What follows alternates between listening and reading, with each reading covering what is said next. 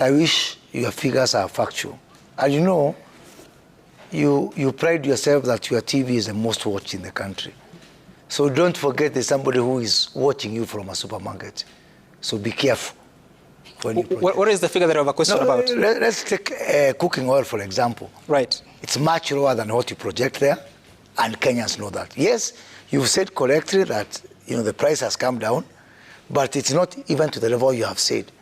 It is by 50% since we came to government. So our figure is an estimate of 340. No, it's much lower than that. What is your figure? It's much lower than that. It's in the region of 230, 240 shillings. 230 shillings a litre of... Yeah, a litre of edible oil. And I'm sure there are some Kenyans who are watching you from a supermarket. So, everyone can be entitled to their own opinion, but not everyone can be entitled to their own facts.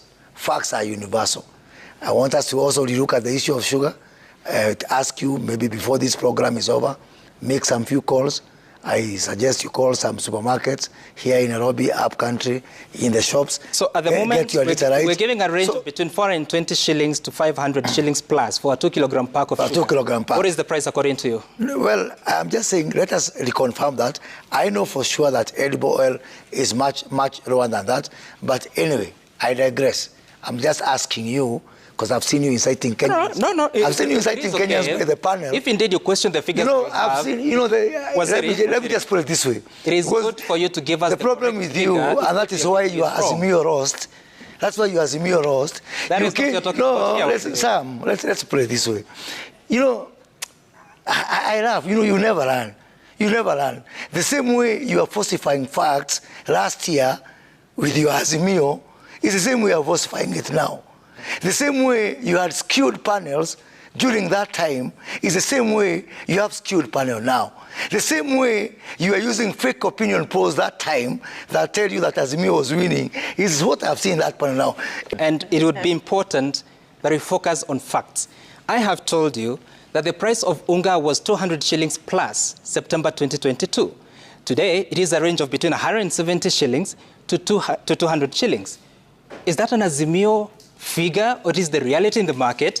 But also, what do you explain to Kenyans? No, even if there's a bumper harvest, the price of a packet of food has not come down. I think some, because you're talking about facts, and facts are stubborn, you say it was 200 shillings plus, yes. 200 plus, it was 220. Yes. Towards 250.